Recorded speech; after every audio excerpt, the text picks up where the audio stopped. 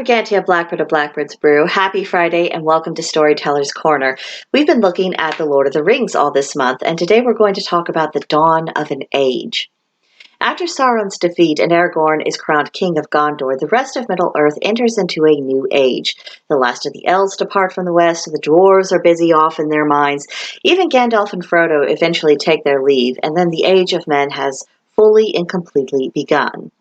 Before something new can be born, something old must be laid aside in order to make room for it. In The Lord of the Rings, the union of the three rings, the dwarves, the elves, and the men united, had come to an end, with all parties involved moving on to their next chapter. But getting to that point required more than just the destruction of the One Ring. Aragorn had to step forward and become king.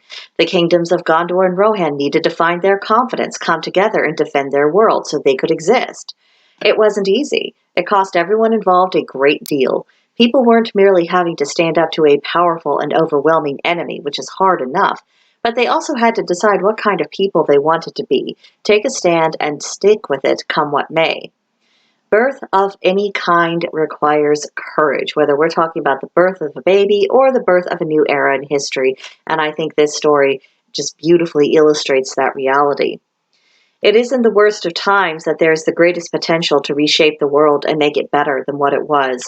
It's also the worst of times when our vision is the most clouded, and piercing the veil of those clouds requires the strongest of wills.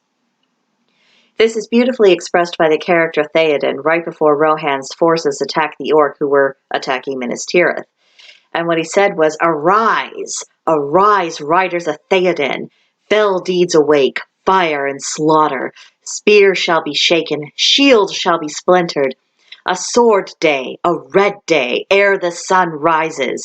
Ride now, ride to Gondor, ride to ruin and the world's ending." And then he shouts death to the orc army, and the Rohirrim join him in the battle cry, and they're all screaming death, and it's this huge, exciting moment, and we get to watch the orcs squirm, and you can just sense that at this moment the tide is really going to turn. Now, in all probability, we are not going to be called upon to participate in a cavalry charge, brandishing swords against an unsightly and brutal enemy. But there are times in life when we do need that kind of courage that Theoden was rallying within his troops, because it's a flat-out rejection of living under the boots of an enemy that hates you. It's a declaration that you're not going to surrender or just lay down and die. You're not going to exist on their terms, and you do not accept an existence that involves accommodating them in any way. It is negotiation over, it's going to be us or it's going to be you, but either way, it's going to be settled. Now, this is far from the only inspiring speech in the movie. We also have Aragorn's speech at the Black Gate, which rallied the fighting spirit of the soldiers he was leading, but the tone is slightly different from Theoden's speech, so let's examine it.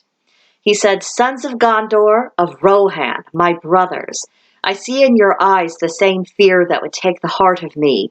A day may come when the courage of men fails, when we forsake our friends and break all bonds of fellowship, but it is not this day. An hour of wolves and shattered shields when the age of men comes crashing down. But it is not this day. This day we fight. By all you hold dear on this good earth, I bid you stand, men of the West." Very different feel with Aragorn's speech.